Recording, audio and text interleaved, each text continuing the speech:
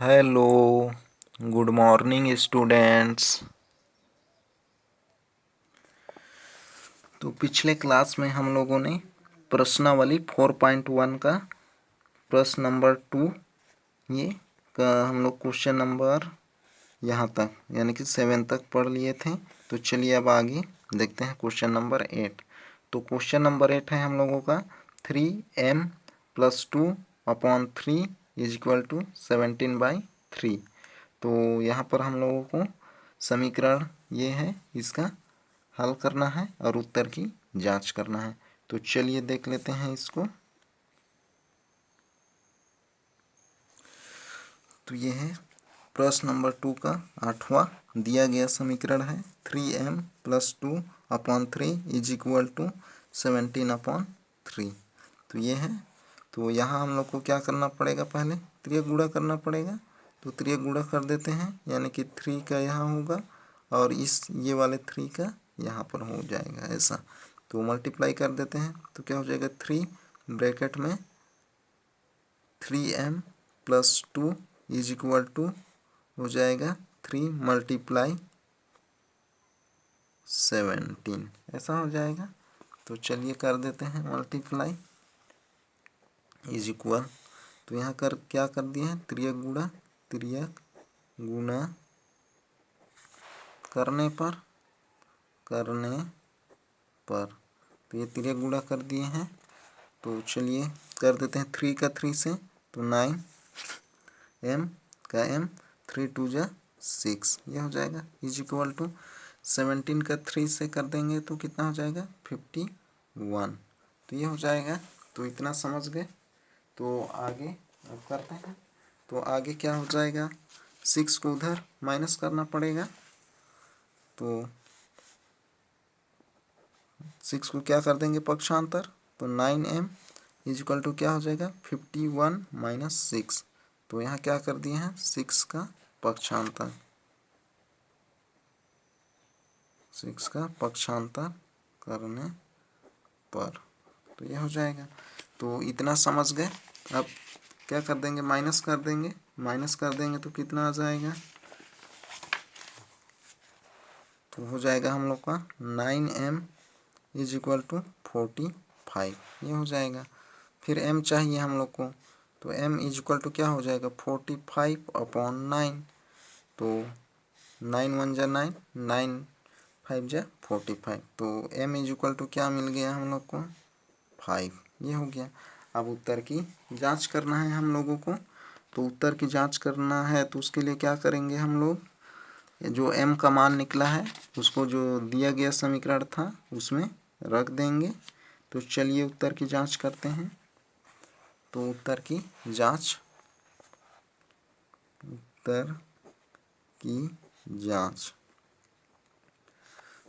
जांच तो समीकरण क्या था हम लोगों का 3m + 2/3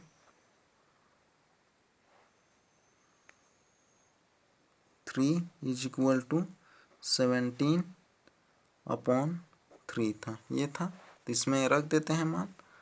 तो m का मान कितना रखेंगे 5, तो रख देते हैं। तो हो जाएगा m = 5 रखने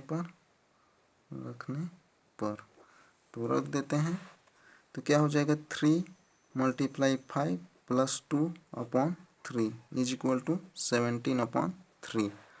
तो 3 × 5 = 15 + 2/3 = 17/3 ये हो गया। अब 15 + 2 17/3 = 17/3। तो यहाँ देख रहे होंगे कि ये लेफ्ट साइड और राइट साइड दोनों बराबर हैं। तो या हम लोग इसको लिख सकते हैं, इधर मैं बना रहा हूँ, या left hand side = right hand side. तो बराबर आ गया है, ये लेफ्ट हैंड अभी राइट हैंड, तो क्या है बराबर है। तो अतः हमारा हल m = 5 सही है। तो इस तरीके से बनाना है तो बन जाएगा। तो चलिए अब आगे देखते हैं। तो आगे है प्रश्नावली 4.1 का ही ये 9 नंबर, ये आप लोग बनाएंगे। तो चलिए अब आगे देखते हैं। तो आगे है हम लोगों का समस्याओं को हल करने में समीकरण का उपयोग। तो समस्याओं को हल करने में समीकरण का उपयोग, तो चलिए देखते हैं क्या है। तो देखते हैं, जैसे यहाँ दिया है किसी प्राकृतिक संख्या में 5 जोड़ने से उसका मान 9 हो जाता है, यानी कि 9 हो जाता है, तो संख्या ज्ञात कीजिए। तो क्या बोल रहा है, समस्या क्या दिया है हम लोगों को, किसी प्राकृतिक संख्या में 5 जोड़ने पर उसका मान क्या हो जाता है 9, तो संख्या ज्ञात कीजिए। तो चलिए देखते हैं। तो इसे हम भूल एवं प्रयत्न विधि से हल करेंगे। तो भूल एवं प्रयत्न विधि से हल करते हैं। तो चूंकि प्राकृतिक संख्या 9 10 से कम है, 9 क्या है 10 से कम है, और प्राकृतिक संख्या कहाँ से प्रारंभ होता है 1 से। तो चलिए देखते हैं। तो जैसे यानी कि क्या बोला है, किसी प्राकृतिक संख्या 5 जोड़ने से उसका मान 9 हो जाता है बोला है। तो देखते हैं, जैसे प्राकृतिक संख्या कहाँ से प्रारंभ होता है 1 से, और 9 जो है किससे कम है 10 से। तो देखते हैं 1 + 5 कर रहे हैं तो कितना आ रहा है 6, फिर 2 + 5 कर रहे हैं तो कितना मिल रहा है 7। तो कितना जोड़ने बोला है 5, इसलिए हम लोग क्या जोड़ रहे हैं 5 जोड़ रहे हैं सभी में। पहले प्राकृतिक संख्या से स्टार्ट कर रहे हैं, तो पहला 1, दूसरा 2, फिर तीसरा क्या है 3, यानी कि प्राकृतिक संख्या 3 है तीसरे नंबर पे, +5 तो कितना आ गया 8। फिर चौथे नंबर का प्राकृतिक संख्या कौन है 4, 4 में हम लोग कितना जोड़ रहे हैं 5, तो कितना आ रहा है 9। तो इस तरीके से दूसरा संख्या क्या हो जाएगा हम लोग का 5 हो जाएगा, ये सॉरी कितना हो जाएगा 4 होगा ये। तो आगे देखते हैं, अतः अभिष्ट संख्या 4 होगी। यदि प्रश्न में बड़ी संख्या दी गई हो तो इस विधि से हल करने में अधिक समय लगता है। तो अभी जो हम लोग ये बनाए, इस विधि में अगर बड़ी संख्या दी रहेगा तो क्या लगेगा, समय अधिक लगेगा। यदि इसे बीजगणित की भाषा में बदल कर हल करें तो सरल भी है। तो बीजगणित की भाषा में सरल करेंगे तो क्या, हल करेंगे तो क्या होगा, सरल होगा, और समय भी बचत होती है। तो यहाँ पर जैसे हम लोग माना कि वह अभिष्ट संख्या क्या है x मान लिए, तो वह संख्या जोड़ने बोला था, वह कौन सी संख्या है जिसमें 5 जोड़ने पर 9 प्राप्त होता है बोला था। तो हम लोग वह संख्या क्या मान ले रहे हैं x, और उसमें क्या जोड़ेंगे हम लोग 5। तो प्रश्नानुसार ये हो जाएगा। तो संख्या क्या माने हैं x, तो उसमें कितना जोड़ रहे हैं 5, तो कितना मिलता है बोला था 9, तो = 9 हो जाएगा। जितना भी मिलता है मिलती है बोलेगा उसको किधर रखना है इक्वल के राइट साइड में। तो कितना मिलता है बोला था 9, कितना जोड़ने पर 5, तो 9 को किधर रखेंगे इक्वल के राइट साइड में। तो ये हो जाएगा, यानी कि क्या हो जाएगा x + 5 = 9। तो हम लोग को वह संख्या ज्ञात करना है, मतलब x ज्ञात करना है। तो क्या हो जाएगा x = 5 को उधर पक्षांतर कर देंगे तो क्या हो जाएगा 9 - 5, तो x = 4। तो वह संख्या क्या था हम लोग का 4 ही था। अभी इससे पहले हम लोग दूसरी विधि से किए थे। तो ये कौन सा विधि है, बीजगणितीय विधि। तो इस तरीके से हल करना है समस्या या कथन को बीजगणित में बदलकर, यानी कि बीजगणित की भाषा में बदलकर। तो चलिए अब आगे देखते हैं। तो आगे जो है हम लोग का उसी तरीके से क्वेश्चन है, उदाहरण नंबर 6। तो उदाहरण नंबर 6 है, नीलिमा किसी एक स्थान से दूसरे स्थान के लिए जाती है। तो नीलिमा कहाँ जाती है, किसी एक स्थान से दूसरे स्थान के लिए जाती है।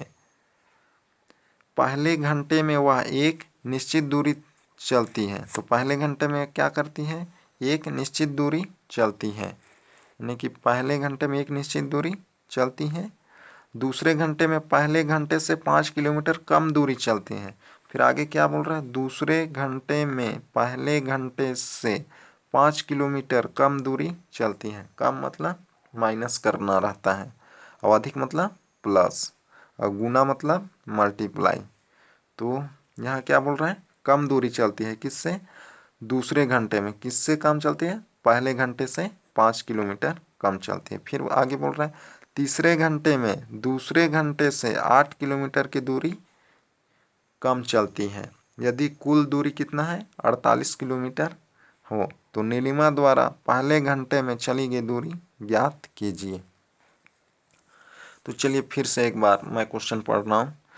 तो नीलिमा किसी एक स्थान से दूसरे स्थान के लिए जाती है। तो किसी भी स्थान से दूसरे स्थान में कौन जा रही है? नीलिमा। उस फिर क्या बोल रहा है? पहले घंटे में वह एक निश्चित दूरी चलती है। तो पहले घंटे में क्या हो रहा है? पहले घंटे में वह एक निश्चित दूरी चल रही है। तो वह निश्चित दूरी हम लोग को अभी नहीं पता है कितना दूरी चल रही है, यानी कि कोई एक निश्चित दूरी चल रही है। और दूसरे घंटे में पहले घंटे से 5 किलोमीटर की दूरी कम चलती हैं। तो दूसरे घंटे में क्या चलती है?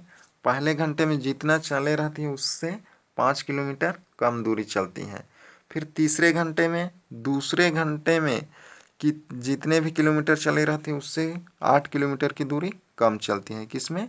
तीसरे घंटे में। यदि कुल दूरी 48 किलोमीटर है, यानी कि कुल दूरी कितना है? 48 यानी कि 48 किलोमीटर है। तो नीलिमा द्वारा पहले घंटे में चली गई दूरी ज्ञात कीजिए। तो चलिए देखते हैं। तो यहाँ पर माना कि नीलिमा पहले घंटे में कितनी दूरी चलती है? x दूरी। तो एक निश्चित दूरी चलती है, तो उस निश्चित दूरी को हम लोग क्या मान लिए हैं? यहाँ x दूरी चलती है। तब तो नीलिमा द्वारा दूसरे घंटे में चली गई दूरी कितना हो जाएगा? x-5 होगा, क्योंकि यहाँ बोला गया था दूसरे घंटे में पहले घंटे से 5 किलोमीटर की दूरी कम चलती है। तो पहले घंटे में चली गई दूरी हम लोग कितना माने हैं? x। तो दूसरे घंटे में चली गई दूरी कितना होगा? पहले घंटे से 5 किलोमीटर कम चलती है बोला है ये, तो क्या कर देंगे? 5 माइनस कर देंगे। तो x-5 ये दूसरे घंटे में चली गई दूरी है। फिर आगे बोला था तीसरे घंटे में चली गई दूरी। तो तीसरे घंटे में चली गई, तीसरे घंटे में दूसरे घंटे से 8 किलोमीटर कम दूरी चलती है बोला है। तो तीसरे घंटे में चली गई दूरी इक्वल टू क्या हो जाएगा? दूसरे घंटे में जितना भी चलती है उसमें कितना माइनस कर देंगे? 8 माइनस कर देंगे। तो ये दूसरे घंटे में चली गई दूरी था, तो इसमें क्या कर दिए? 8 माइनस कर दिए। तो 8 माइनस कर दिए तो क्या हो जाएगा? x-5 था ये दूसरे घंटे का दूरी, फिर उसमें क्या कर 8 माइनस, तो ये माइनस हो गया। तो कितना हो गया? x-13। तो ये क्या है? तीसरे घंटे में चली गई दूरी है। फिर क्या बोला था? यदि कुल दूरी 48 किलोमीटर है, तो कुल दूरी यानी कि जितना भी दूरी पहले घंटे, दूसरे घंटे और तीसरे घंटे में कुल जो दूरी चलेगी वो किसके बराबर होगा? 48 के किलोमीटर के बराबर होगा। तो प्रश्नानुसार क्या हो जाएगा? कुल दूरी इक्वल टू 48 था। तो पहले घंटे में कितनी निश्चित दूरी चली थी?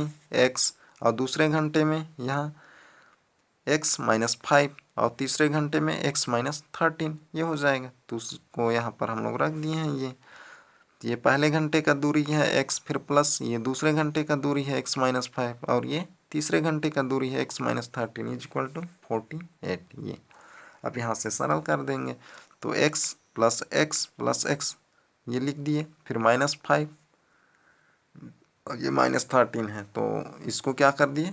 उसको दूसरे तरफ ले गए, चर वाले को एक तरफ आओ, जिसमें चर राशि नहीं है यानी कि x नहीं है उसको दूसरे तरफ ले गए यानी कि इक्वल के। तो ये हो जाएगा। तो ये 48 अपने जगह पास था, 5 को उधर ले गए तो क्या हो गया? +5। 13 को भी उधर ले गए तो क्या हो गया? +13। तो x प्लस एक्स कितना हो जाएगा? 3x। अब इन सब को प्लस कर दिए तो कितना आ गया? 66। तो x इक्वल टू क्या हो जाएगा? 66/3 डिवाइड कर दिए तो कितना आ गया? 22। तो x का मान कितना आ गया? 22। यानी कि पहले घंटे में कितनी दूरी चलती है? 22 किलोमीटर। तो नीलिमा द्वारा पहले घंटे में चली गई दूरी इज इक्वल टू कितना हो जाएगा? 22 किलोमीटर है। तो इस तरीके से बनाना है तो बन जाएगा। तो चलिए अब आगे देखते हैं अगला। तो अगला है उदाहरण नंबर 7। तो उदाहरण नंबर 7 है, एक संख्या दूसरी संख्या से 5 अधिक है। क्या बोल रहा है? एक संख्या दूसरी संख्या से 5 अधिक है तथा दूसरी संख्या का 9 गुना, दूसरी संख्या कितना? 9 गुना पहली संख्या के 4 गुने के बराबर है। तो संख्याएं ज्ञात कीजिए।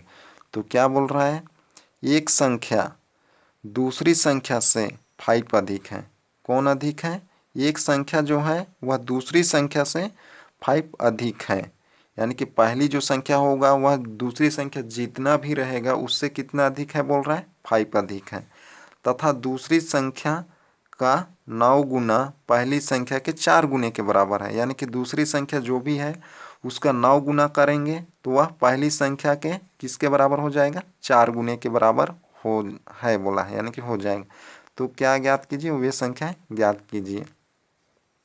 तो संख्या ज्ञात करना है तो यहाँ हम लोग क्या मान रहे हैं, माना दूसरी संख्या x मान ले रहे हैं, क्योंकि यहाँ क्या बोला था, एक संख्या दूसरी संख्या से 5 अधिक है बोला है, यानी कि पहली जो संख्या है वह दूसरी संख्या से जितना भी है उससे कितना अधिक है बोला है, 5 अधिक है।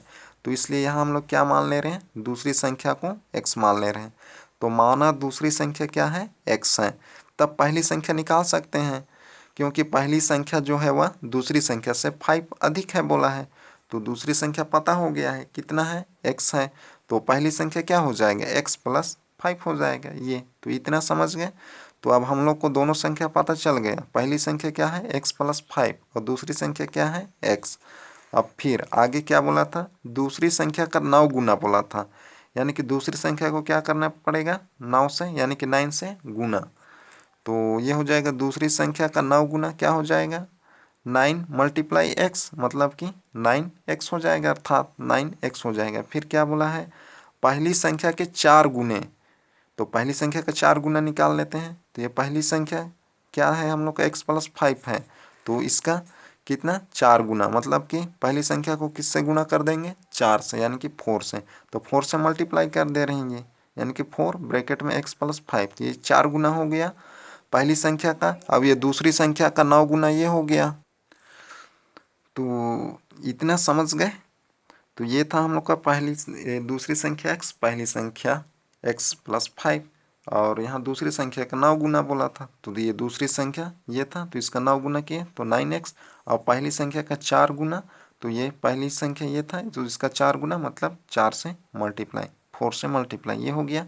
फिर क्या बोलता है, ये बराबर हो जाते हैं बोला है, कब, जब दूसरी संख्या में 9 से गुना और पहली संख्या में 4 से गुना, तब क्या हो जाते हैं, बराबर हो जाते हैं, यानी कि दोनों को क्या कर देंगे, इक्वल कर देंगे। तो ये हो जाएगा। तो दिए गए शर्तानुसार 9x = 4x + 5, तो ये हो जाएगा।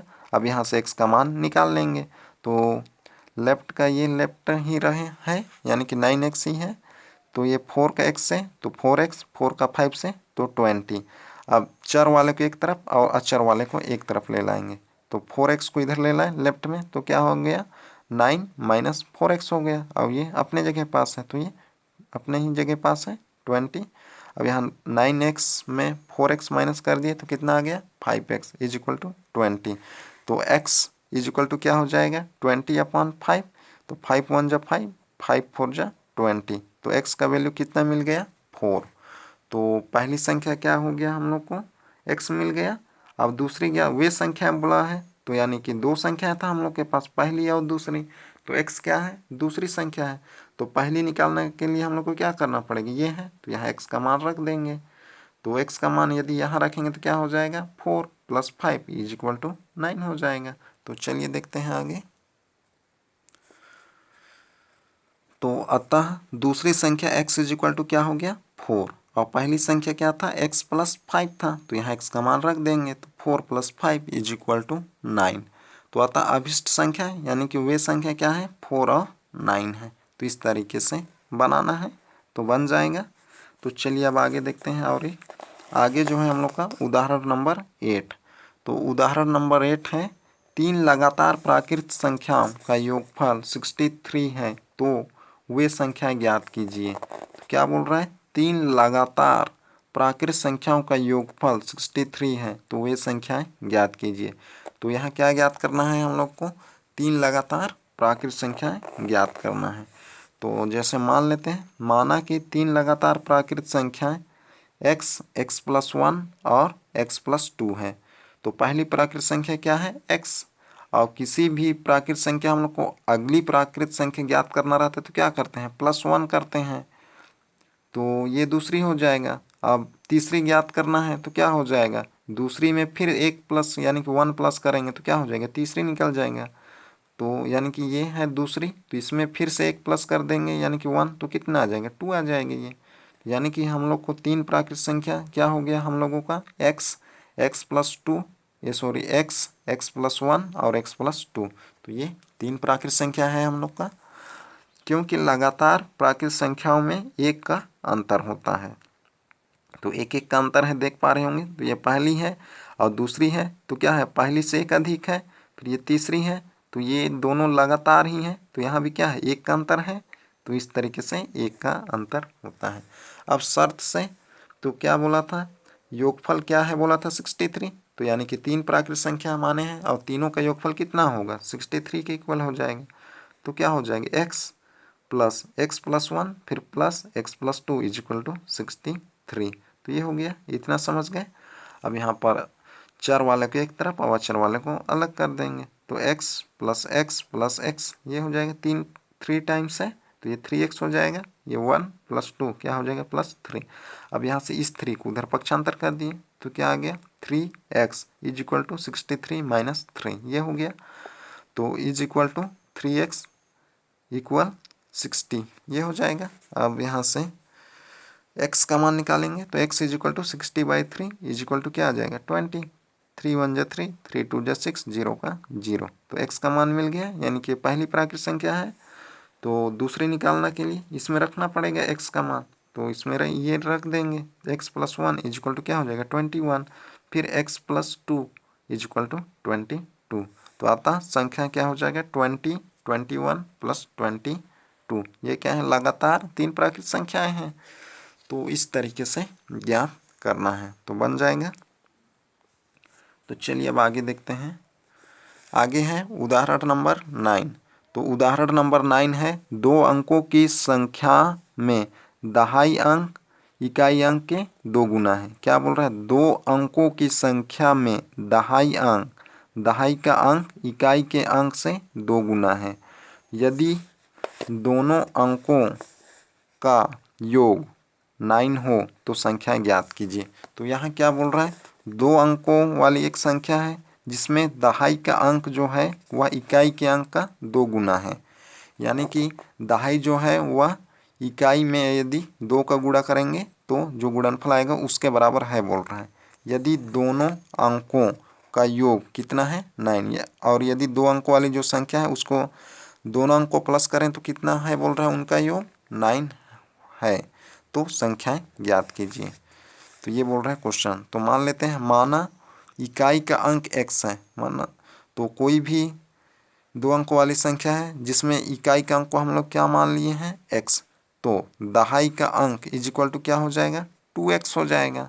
दहाई का अंक इज इक्वल टू 2x होगा, ये हो जाएगा। तो दहाई का अंक क्या हो जाएगा 2x होगा, इकाई का अंक क्या है x है, दहाई का अंक 2x। तो शर्त से क्या बोला था दोनों अंकों का योग कितना है बोला है 9। तो दोनों अंकों को क्या कर देंगे प्लस कर देंगे, यानी कि x plus 2x is equal to 9। तो x प्लस 2x कितना हो जाएगा 3x होगा इज इक्वल टू 9। यहाँ से x का मान निकाल लेंगे, तो क्या हो जाएगा पक्षांतर कर देंगे, तो x इज इक्वल टू क्या हो जाएगा 9/3। तो 3 1 जा 3, 3 3 जा 9, तो x का मान कितना मिल गया 3। तो x को क्या माने थे इकाई अंक, तो x से क्या है 3 मिल गया, यानी कि इकाई अंक 3। तो ये हो जाएगा। अब दहाई अंक निकालने के लिए इसमें रखेंगे 2x, तो इसमें रख देंगे x का मान, तो क्या हो जाएगा 2 × 3 इज इक्वल टू 6। तो ये हो जाएगा हम लोग का दहाई अंक। तो ये समझ गए। तो अब यानी कि इकाई अंक क्या है 3 और दहाई अंक क्या है 6 है, तो संख्या क्या हो जाएगा ये इकाई और ये दहाई, यानी कि दोनों मिलकर क्या हो गया 63। तो अभी संख्या क्या है हम लोग का 63 है। तो इस तरीके से बनाना है तो बन जाएगा। तो चलिए और एक क्वेश्चन देख लेते हैं। तो और एक क्वेश्चन है हम लोग का ये उदाहरण नंबर 10। तो उदाहरण नंबर 10 है हम लोगों का एक समद्विबाहु त्रिभुज में आधार की माप प्रत्येक बराबर भुजाओं की माप से 3 सेंटीमीटर यानी कि 3 सेंटीमीटर कम है। यदि त्रिभुज का परिमाप 21 सेंटीमीटर हो तो प्रत्येक भुजा की लंबाई ज्ञात कीजिए। तो क्या बोल रहा है एक समद्विबाहु त्रिभुज में क्या है, त्रिभुज समद्विबाहु है में आधार की माप, तो आधार जो है उस समद्विबाहु त्रिभुज का माप प्रत्येक बराबर भुजाओं की माप से 3 सेंटीमीटर कम है। यानी कितना सेंटीमीटर कम है, आधार 3 सेंटीमीटर कम है, किससे, दो बराबर भुजा है उनसे 3 सेंटीमीटर कम है। यदि त्रिभुज का परिमाप 21 सेंटीमीटर है तो प्रत्येक भुजा की लंबाई ज्ञात कीजिए। तो ज्ञात करना है लंबाई प्रत्येक भुजा की। तो मान लेते हैं, माना बराबर भुजाओं में से प्रत्येक की माप x सेंटीमीटर है। तो समद्विबाहु त्रिभुज है, समद्विबाहु है तो जिसमें दो भुजा बराबर होगी, और उन दोनों बराबर भुजा में से प्रत्येक की माप क्या मान लिए हैं, x मान लिए हैं। तो एक जो है आधार क्या है, वह बराबर भुजाओं से 3 सेंटीमीटर कम है बोला था, तो क्या करना पड़ेगा, माइनस करना पड़ेगा 3। तो क्या हो जाएगा, आधार की माप x माइनस 3। तो ये समझ गए। तो बराबर भुजाओं की प्रत्येक की माप कितना है, x, और आधार की माप कितना है, x माइनस 3। तो ये हो जाएगा। अब त्रिभुज का परिमाप, तो त्रिभुज समझ रहे होंगे इस तरीके से रहेगा ऐसा, ये तो ये है, ये समद्विबाहु त्रिभुज है ABC, तो जिसमें ये दो भुजा बराबर है, समद्विबाहु इसलिए ये बराबर है, ये अलग रहेगा। तो ये हम लोग x माने हैं बराबर वाले को, तो ये नीचे वाला क्या हो जाएगा, x माइनस 3, ये हो जाएगा। तो आप समझ गए होंगे। और परिमाप, त्रिभुज का परिमाप क्या होता है, तीनों भुजाओं का योग होता है, और परिमाप कितना दिया है, 21। तो ये हो जाएगा परिमाप 21, और तीनों भुजाओं को क्या कर देंगे, प्लस। तो ये तीन भुजा हम लोग को पता चल गया, x, x और x माइनस 3 है। तो ये हो जाएगा x और x माइनस 3 फिर x, सबको क्या कर देंगे, प्लस कर देंगे इधर।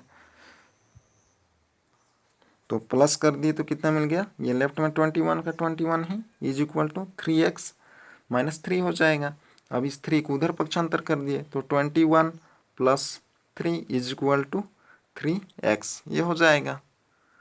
अब 21 प्लस 3 24, अब इधर 3x का 3x, 3 को पक्षांतर कर दिए तो 24 के नीचे आ गया, 3 1 जा 3, 3 8 जा 24, तो x का मान कितना हो गया, 8। तो आता x इज इक्वल टू 8। तो अतः त्रिभुज की भुजाएं क्रमशः 8, 5 व 8 होगी, क्योंकि त्रिभुज की भुजा दो बराबर भुजा को क्या माने थे, x माने थे, और एक जो भुजा क्या था, x माइनस 3 था, तो इसमें रख दिए हैं मान। तो क्या हो जाएगा, 8 माइनस 3 इज इक्वल टू 5, तो वही 5 है ये। तो अतः त्रिभुज की भुजाएं क्या हो गया, 8, 5 और 8 सेंटीमीटर होगी। तो इस तरीके से बनाना है तो बन जाएगा। तो चलिए आप लोगों का होमवर्क क्या रहेगा देख लेते हैं। तो आप लोगों का होमवर्क रहेगा प्रश्नावली 4.1 का क्वेश्चन नंबर 9। तो ये आप लोगों का होमवर्क है। तो और देख लेते हैं आगे। और ये दूसरा होमवर्क है आप लोगों का, ये दूसरा होमवर्क है, किसी संख्या के 7 गुने में 3 जोड़ने पर, यानी कि 3 जोड़ने से उसका मान 31 हो जाता है, संख्या ज्ञात कीजिए। तो क्या बोल रहा है, किसी संख्या के 7 गुने, तो कोई भी संख्या है तो अगर उसका 7 गुना करते हैं और उसमें क्या जोड़ देंगे, 3, यानी कि 3 जोड़ देंगे तो उसका मान कितना हो जाता है, 31। तो वह संख्या ज्ञात कीजिए। तो ये आप लोगों का होमवर्क है दूसरा। तो इसमें आप लोग क्या करेंगे, मैं थोड़ा सा हिंट दे देता हूँ। किसी संख्या के 7 गुने में कितना जोड़ने बोला है, 3, तो उसका मान 31 हो जाता है बोला है, तो संख्या ज्ञात कीजिए। तो इसमें कोई भी संख्या, तो मान लेंगे आप लोग वह संख्या x, तो वह संख्या क्या मानेंगे, x। फिर अब उसमें क्या करेंगे, वह संख्या x मतलब कि उसका 7 गुना कर देंगे। फिर उसमें क्या कर देंगे, जो भी 7 गुना मिलेगा यानी कि 7 से मल्टीप्लाई करेंगे x में, फिर उसके बाद उसमें क्या कर देंगे, 3 जोड़ देंगे, तो कितने के बराबर हो जाएगा, 31 के बराबर होगा। फिर वहाँ से आप लोग समीकरण जो मिलेगा उसको सरल करेंगे और वहाँ से x का मान निकाल लेंगे, तो वह संख्या मिल जाएगा। तो ये आप लोगों का दूसरा होमवर्क है। तो आज का क्लास यहीं तक, अगले क्लास में फिर मिलते हैं। तो ओके, बाय।